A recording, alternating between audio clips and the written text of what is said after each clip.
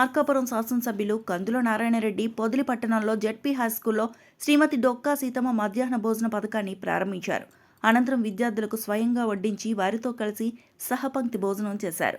ఈ సందర్భంగా మాట్లాడుతూ ఈ ప్రభుత్వ హయాంలో సన్నబియ్యంతో నాణ్యమైన భోజనం అందిస్తున్నామని అన్నారు.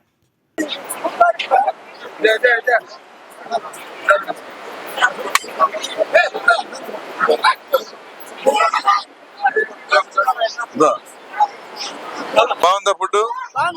అన్నం బాగుందా? బాగా పెడుతున్నారా?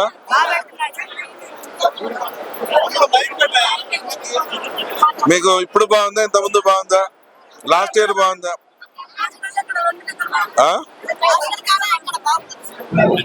లాస్ట్ ఇయర్ అంటే సన్న బియ్యం పెడుతున్నారా?